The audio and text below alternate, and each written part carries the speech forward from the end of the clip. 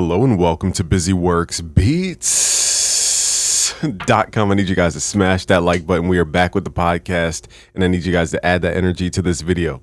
So Universal Audio is on the right track. I'm actually very surprised at their pathway, their marketing efforts, their new offers that they're offering the audience, because I made a video some years ago and I was pointing out the problems I had with Universal Audio. Now, I was a customer that spent thousands of dollars with this company. Okay, so I wasn't just somebody who just bought one plugin and had everything to say. I was a person who bought two Apollo interfaces, Apollo X8, Apollo 8, and I had their Arrow at one point. I think they sent me the Arrow actually, so I didn't buy that one. And then we had, what else do we have from UA? And I bought a bunch of the plugins in the thousands of dollars. Okay, so as a person who spent a lot of money with this company, I love the company and I wanted to see it be better or best, be the best at what it did. And I felt like the path of just, $400 plugins, for the latest small DS or like something like that just wasn't matching the market at that current time. And I think when you're such a good company like UA, maybe they just forget because they're like, okay, we make the best products on the market, and they kind of get detached from the actual market, because to run a business like that, you have to be detached. You can't be in the trenches and working in the the corporate office at the same time. It doesn't make sense. So I think they just had lost a little touch, and this was mainly after, unfortunately, the pandemic, but also too when they started veering off into guitar pedals. Maybe they just captured a culture that I wasn't a part of, so I felt like they were going somewhere else. But after their native developments and they, them focusing on more plugins to offer what you don't even need the audio interface to run these plugins, that's huge news for people who aren't a part of the ecosystem. Now, I would highly recommend you guys look into the Universal Audio Apollos because these are really good, interfaces. General. I have one that has 16 inputs, I think, if I'm not mistaken. It's all just 1/4-inch inputs, and I have two of those actually. So, I just trust that I could hook up all my synths, all my gear. Everything works perfectly, and I love the software for their mixer. So that's the main thing. But I want to go on their website real quick just to revisit some of their offers right now, because I don't even know if you guys know about this.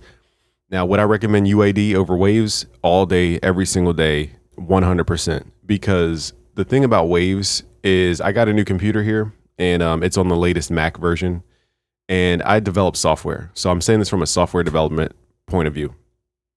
And it costs me money when my customers download my software from the Amazon servers.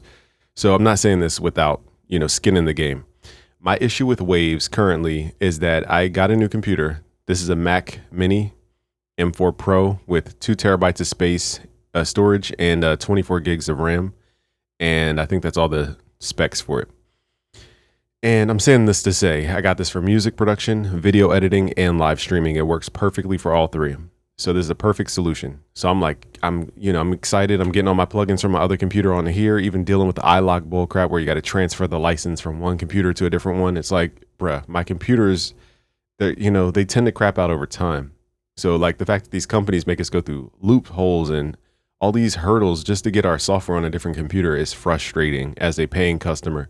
It's like, I get you want to weed out pirators, but like, how many pirators are actually using iLock? They're not. So what is the point? Like, what is the point of iLock if pirators can get around iLock in the first place? It makes zero sense to me as a plugin developer. So long story short, got all my stuff on this computer. I went to install all the plugins. UAD was perfect. All the different companies. I have 2,100 plugins on this computer. The only company that did not work on this computer was Waves. And it's because they want me to update to the latest version, like version 15, that works with my current Mac OS. Why are we paying for the developer to do their job, to keep the software up to date? To me, that is BS. And we're paying low prices up front. So you think you're getting a deal on these plugins. And then you realize 3 years later, you have to pay them again just for it to work on a new system. And it's like, I get that it requires development and it requires developers. But like, as a customer, if I buy something from somewhere and it's not a new version of the thing, like if I'm not buying the Xbox, let's just say PlayStation. If it's a PlayStation 4 and I move my PlayStation to a new house, I know this analogy isn't perfect. Okay, I move my PlayStation to a new house and a video game comes out to where it requires some more components. It's like PlayStation should update the PlayStation so it can handle the new product that just came out. I shouldn't have to buy a new PlayStation just to play the game. And to me, that is just insane. Like how they've set up their business. That wasn't the greatest analogy, so bear with me. Anyhow, back to UA. So the fact that these prices are competitive with Waves is huge. I want you guys who are not in this ecosystem, you need to hop on this immediately. I don't know how long these sales are going to last, but let me tell you, I'll show you guys the plugins you need to focus on in my experience with them. I've never had this plugin here, the Channel Strip 6176, the LA2A tube. You guys need this. They gave it away for free for a limited time, but if you don't have this, it's 20 bucks.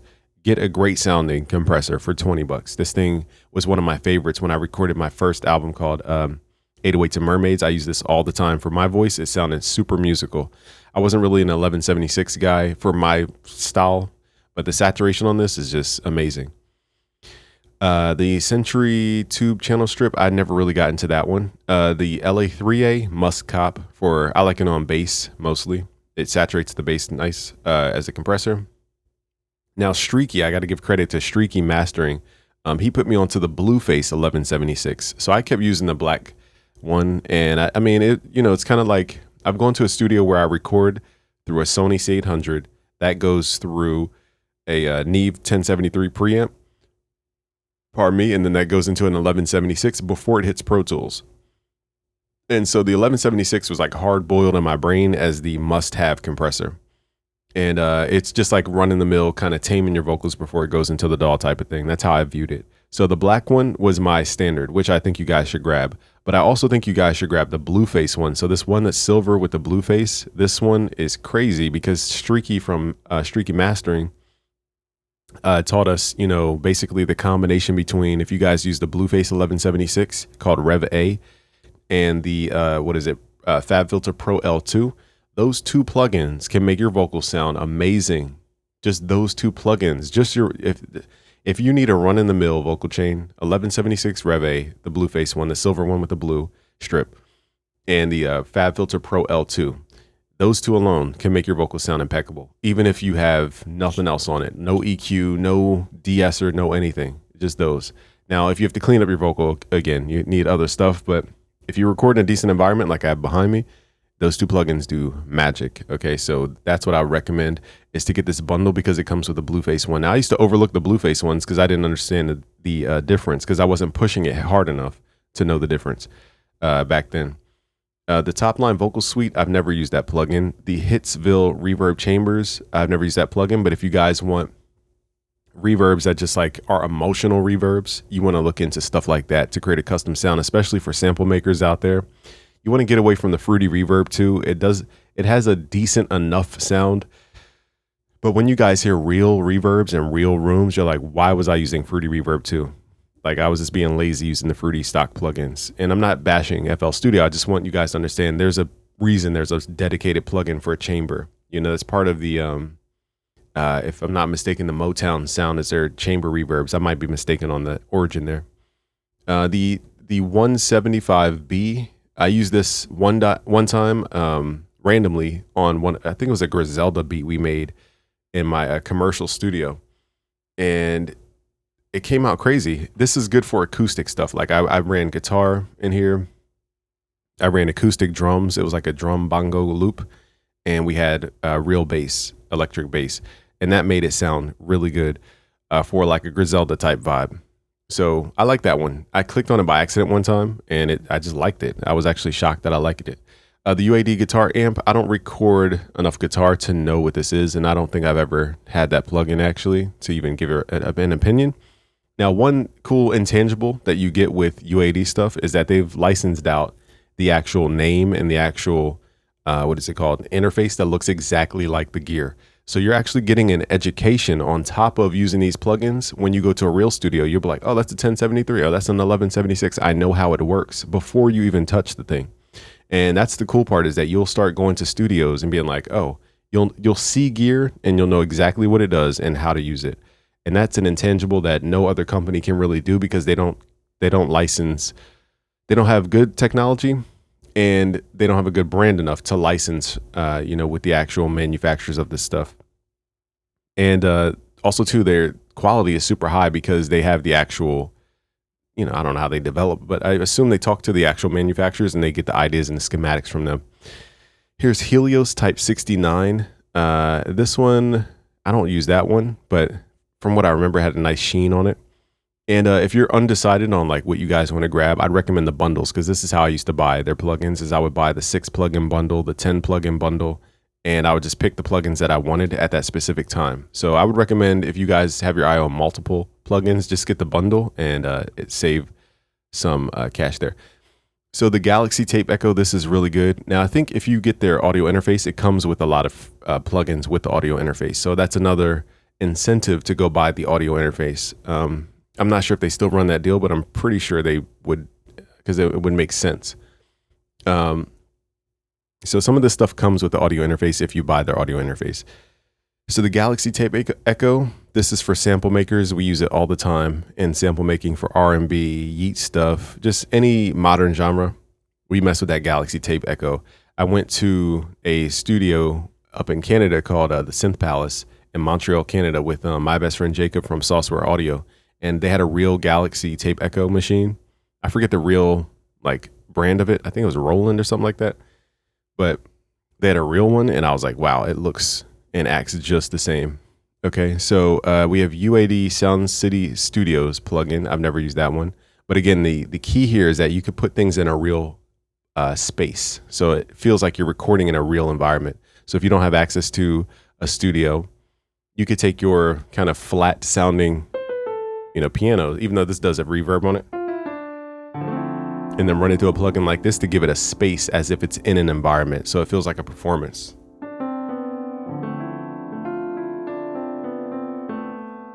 Next up, we have the LA2A bundle here. Now, I'm not familiar with the difference in these, so I can't give an opinion, but I do have these. I just use the one at the top, so I'm not sure the difference enough to give an opinion here. The Paultec EQ, this is classic for that 60 hertz bump that people add to their kicks in their mix. So that's like a classic go-to EQ. And I believe it saturates the signal, it doesn't just boost. I might be wrong on that though, so don't quote me on that. I don't have the plugin doctor data on that. If you want to get used to just channel strips that are used on real consoles in a studio. So if you ever go to a studio, you see those big, consoles that have like 32 channels on them and 16 channels and stuff. This will basically give you an education on what's happening for the most part on each channel strip of that console. So this is going to give you an education because now you know what the knobs actually do. You're like, okay, this is the EQ section. This is the compression section. Here's the send section. Here's the filter section. And you get used to just the basics of what a channel strip can do. And that will help you understand going into a studio. Now, every console is completely different, and chances are you're not going to even touch the console, but at least you have the knowledge to understand the workflow of a real studio. So the Lexicon 224, I haven't used this in a while, but the cool part about this is the shimmer mode.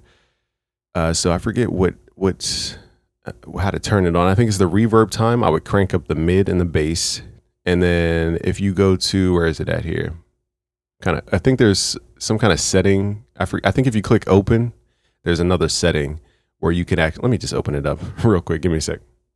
So again, I have a ton of UAD plugins, and even with these plugins like Arturia, UAD, these companies like that, they update their plugins for free, as it should be. Like, they keep their plugins up to date with the operating system. This is the number one frustration I have with Waves, because you don't realize it until it's time to get a new computer. Now you have to pay an arm and a leg more just to get your plugins to work. And you were probably relying on those plugins. So the Waves business model is just so frustrating.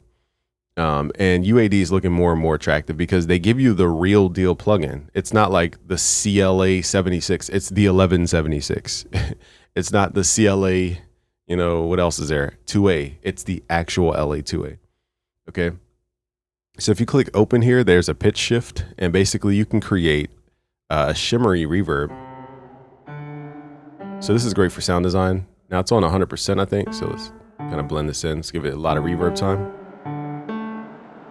And now I can turn this, let's give it a chamber reverb. Let's do large hall and give it a lot of depth. And then I like to mess with this pitch shift. So let's do normal and then pitch shift. So here's,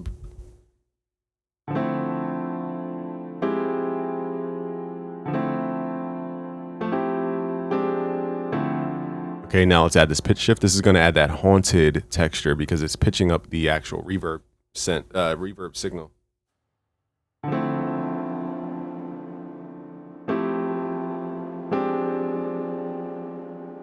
Here it has that shimmery sound.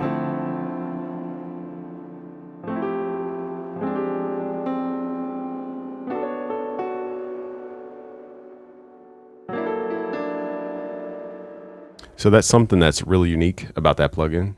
So one of my preamps that I use for my mic back here, I'm using a Neumann U87 mic. It goes into an Avalon 737 classic hip hop preamp. And the fact that you guys can get this plugin for $39, I bought the real preamp for like $2,000. Okay.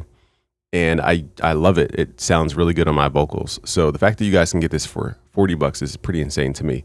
Auto-tune is a must have for all things modern music. So you guys can grab auto-tune from here.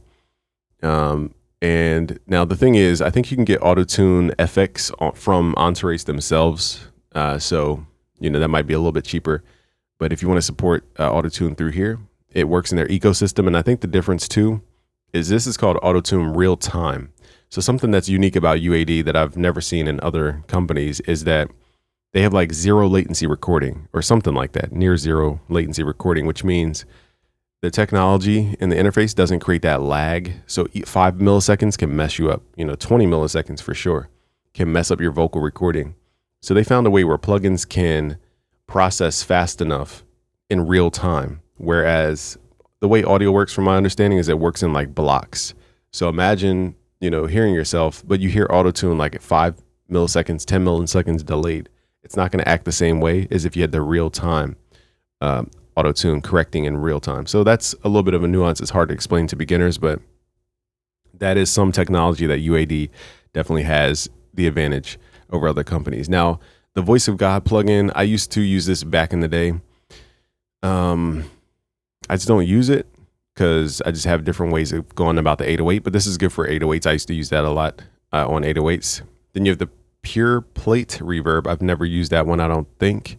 You have the 1073, so I used to use this a lot on my vocal recordings in general, just added a nice saturation to the vocal. So the Neve 1073, like I said, if you go to a pro studio, they probably run a Sony C800 through a real 1073 into an 1176 into the computer.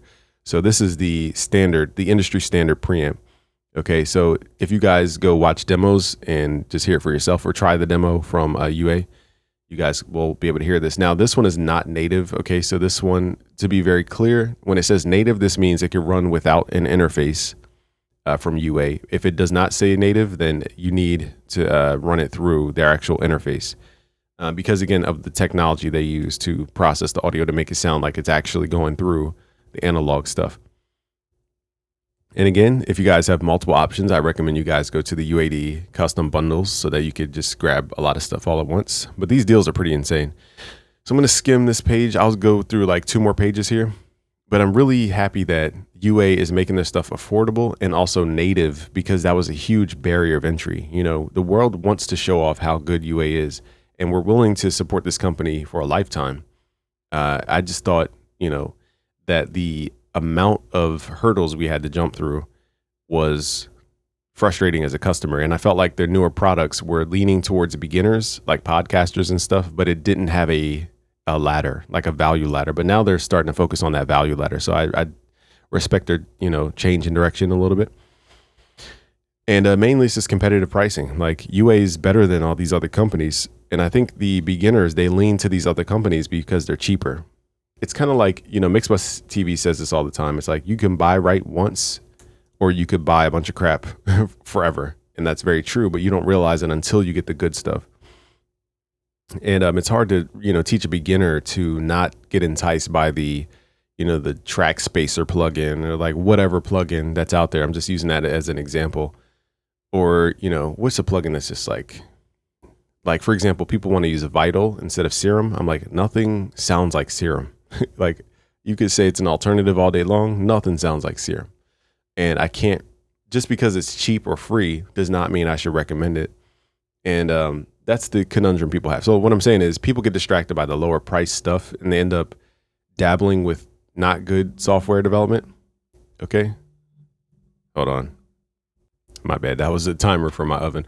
Okay, so we have the EMT 140 reverb. You know, I think Ken Lewis, when he was teaching me mixing, used this one as a plate reverb.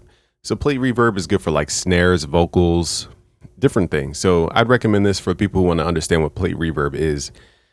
Have I used it in a while? Not necessarily, but this is a good start. Then we have the Manley Vox Box. I never got into the Manley brand in general, so I don't know what that sound is. So it's hard to really give an opinion.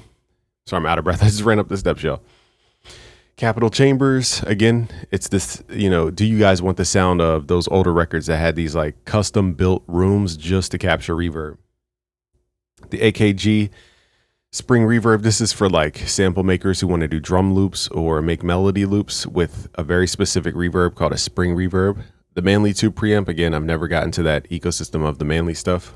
EP34, this is one of my favorite tools for texture. Basically, you know, I would show you guys, but it's just too much to show you guys. But basically, actually, let's just do it real quick. One of my favorite presets in here is the first one. So if you go past default to the right, it's called Dub Professor. I use this all the time for my soul beats to create texture. So what you do is you run whatever through it. Let's just play a chord, and it keeps going, and it creates this long texture, and you can automate the mix level. So you could turn this off simply in FL Studio by going to the mix knob here, turning it down, pulling it back. So it creates a texture that just keeps evolving.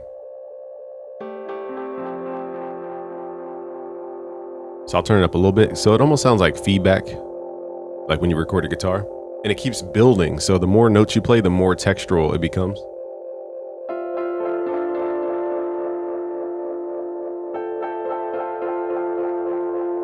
And again, the way I would normally use this is I'll pull this back and kind of blend it in. And it just creates this really unique texture. Now imagine running this through a reverb. Now you have this infinite soundscape going on.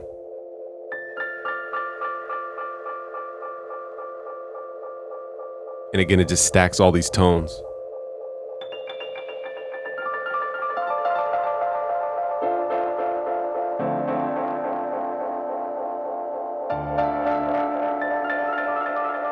So this is how you get that haunted, like alchemist sound. And it just keeps going and going and going. I love this. So you can turn it off again and then automate it right back into your mix. And it's just one of my favorite tools for sound design. The fact that it's only $30 is pretty insane to me.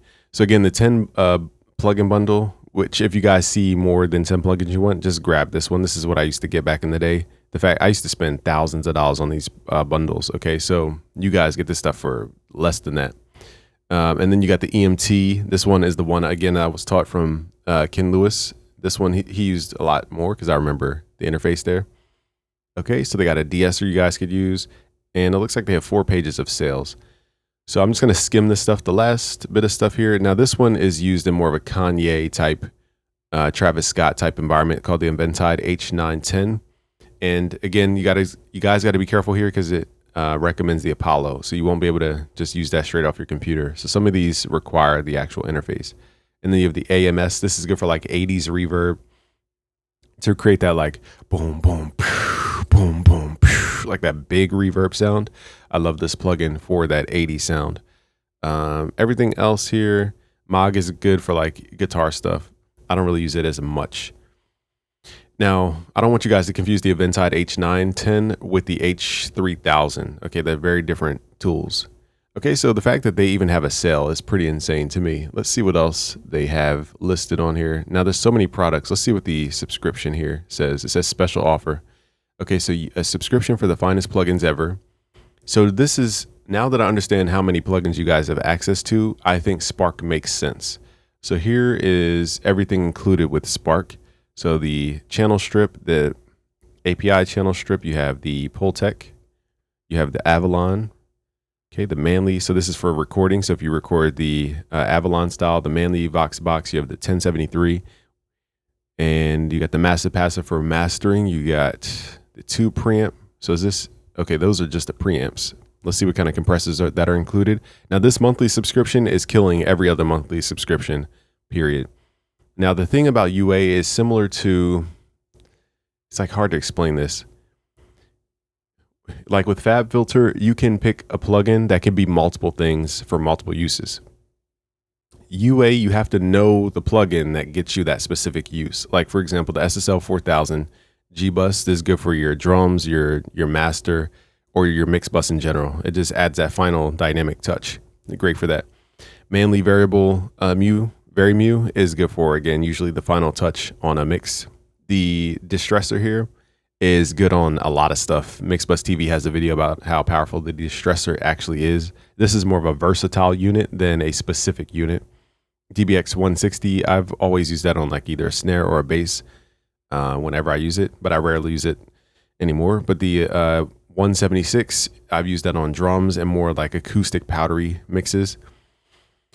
I haven't used the Capital Mastering Compressor to give that an opinion. The LA3, I use that on bass a lot. Fairchild, I haven't used that in a minute, but that's good for like instrumental stuff and drums. And then you have the LA2A, good for vocals, 1170. So you basically get every compressor you would ever need. But like, for example, the API 2500, this is iconic for that rock snare, that boom, boom, that snappy rock snare. I haven't got my snares to sound anything remotely close than I have through the API 2500 bus compressor.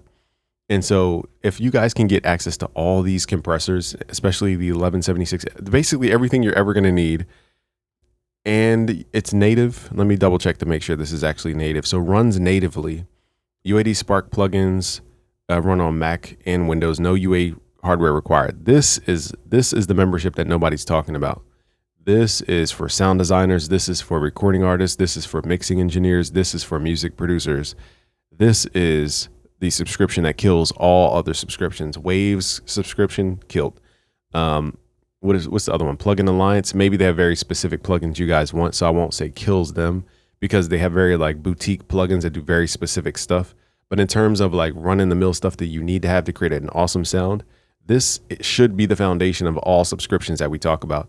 So UAD has finally reached, like for example, Roland Cloud to me is the definitive sound subscription. Any sound subscription that doesn't match them is not a sound subscription to me. Okay, and that's Roland Cloud. And anytime people say like, what sound should I get? I'm just like, get Roland Cloud. It has everything you're going to need for the most part. Now, for boutique sounds, you can always buy a plugin, but now UAD has everything you need for the mixing side of things.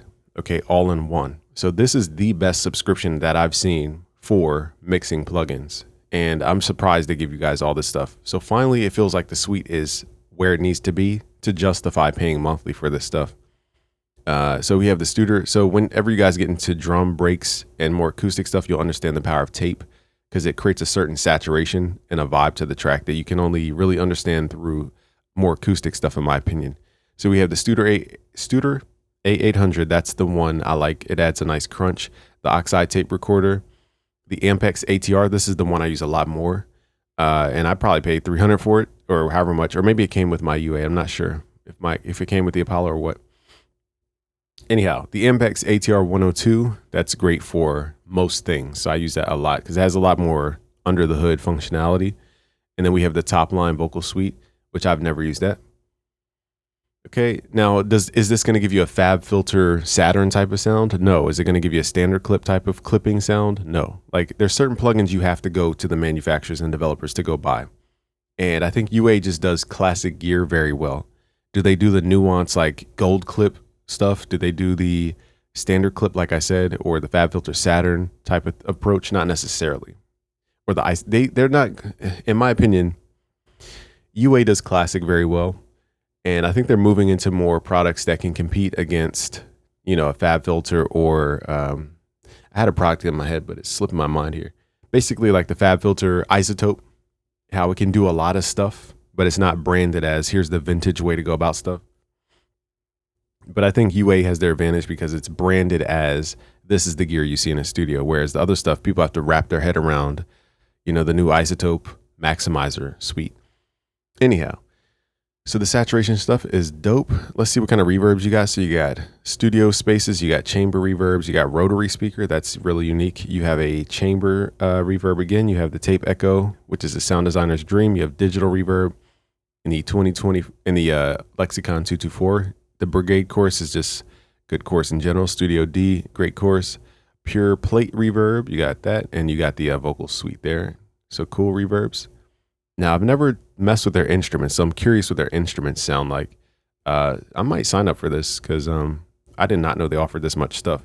Now I think initially they were trying to push Luna and like build around the Luna environment. I think they realized we need to capture people's attention with the product catalog first, and then we can upsell them on Luna. I think they were trying to start with Luna as the free platform and kind of get people to buy components here and there. But I just think it just didn't get enough content creation ultimately. I don't think people could wrap their head around Luna. It could probably do 1,000,000,001 things. I just think people couldn't wrap their head around it.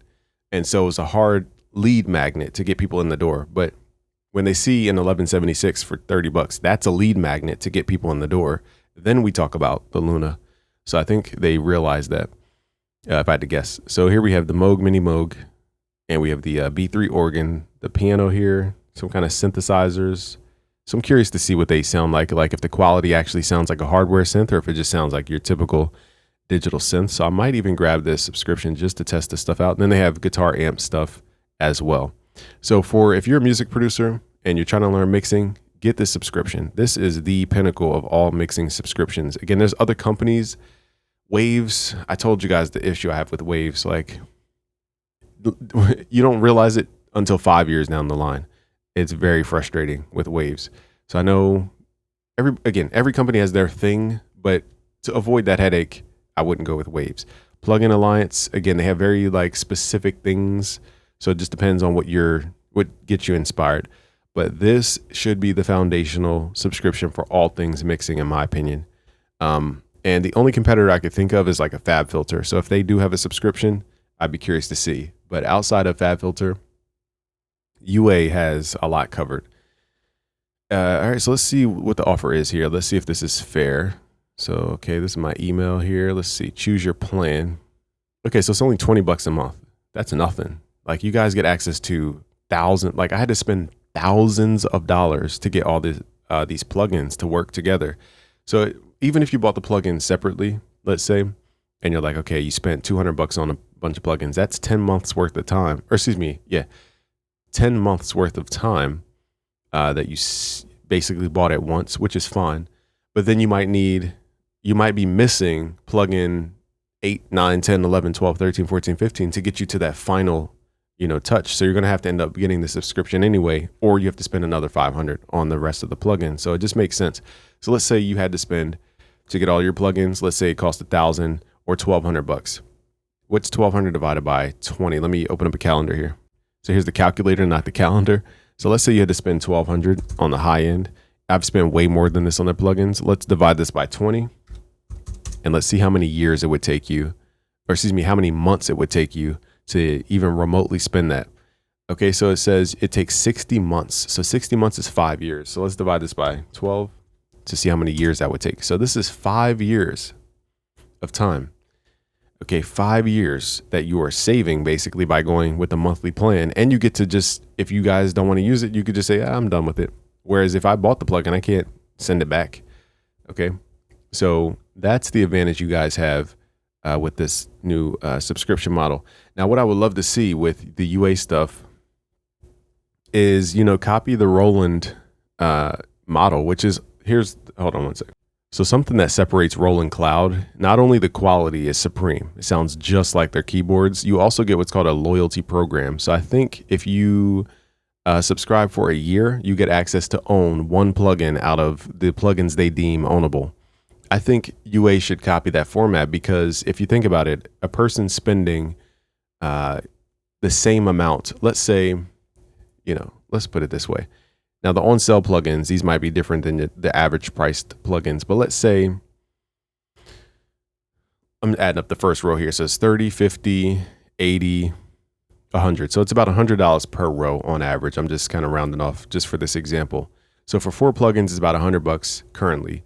Now, for a whole year, somebody's spending $20 a month, which is $200 a year. So in equivalency, I'll say, I'm using air quotes here because I didn't do the math perfectly there. But in equivalency, if I'm spending $100 for 4 plugins and I'm spending $200 a year, then that should equate to 8 plugins that I should technically have owned if I bought them straight out. And I think companies should, really respect customers who spend monthly, because again, when people offer monthly access to a software product, these companies are not SaaS companies. This isn't MailChimp where I need to email my entire email list. This is not, some social media SaaS company that I use to distribute my social media scheduled posts. This is not, whatever else kind of services people use nowadays for SaaS. I can't think of all the services because I'm going blank. So I think audio companies are trying to perform as SaaS companies, and they're not SaaS companies. And I've explained this in the first video. I don't have time to go through everything here, because when you turn it into a SaaS company, now people have to justify the monthly cost. And now if I'm spending $20 to run my business every month using this company, if they want to act like a SaaS company, the difference is if I'm on MailChimp and I spend $300 a month on my email list, I can email people and make $3,000, and it justifies the $300 that I spent with MailChimp.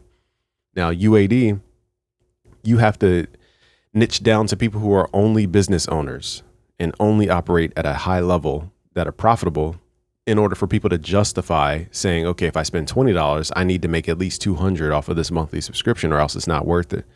And when you get people thinking only money and not just creativity, then you're turning into a money-based result business. And if you can't demonstrate how this thing is going to lead us to money, then we're not going to subscribe. And that's a dangerous road for audio companies, because music is so creative and it's very hard to demonstrate how music can turn into money. So I recommend companies try to avoid that.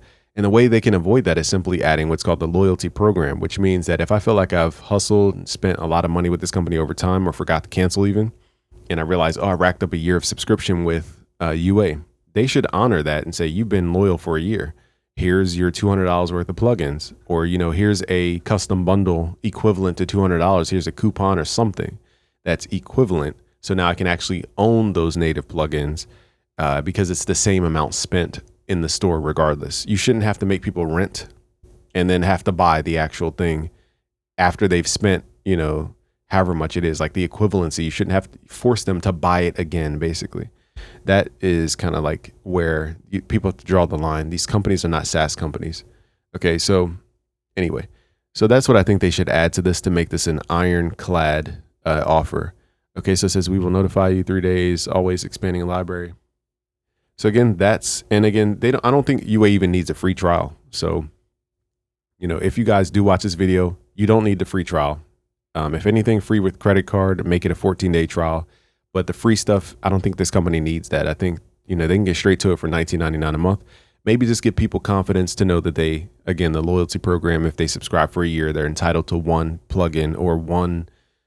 In this case, Roland says one because that's how much they charge for the one. But since you guys are lowering your prices, the equivalency, whatever that means, or a custom bundle worth this amount, they can get a coupon, a gift card in store, something like that. I think that would make this ecosystem work a lot more efficiently, because now you get people in the door at a monthly kind of financing thing, and then you get them long-term customers when they go back and they keep buying into the system. So and it makes the company more valuable, because now you have recurring revenue that is predictable. Okay, so that is why this company can now take their company to a whole different level. Can't wait to see it. Now, for the future of product development, I don't know. I'm curious to see what everybody puts in the comments as to what you guys think the UA should get into next, because their whole thing was modeling analog gear and actual gear. What happens when they run out of gear to model? Where does UA go from here? And I'm interested to know what the folks in the community think about where UA should go next. We're not CEOs of a multi-million-dollar company, so it's hard to really, have the insight of a CEO. But as far as what we demand as customers, I'm curious to see what everybody asks in the comments. All right, guys, this video is long enough. Share with a friend. Let's get this conversation started. Subscribe if you're new. Peace.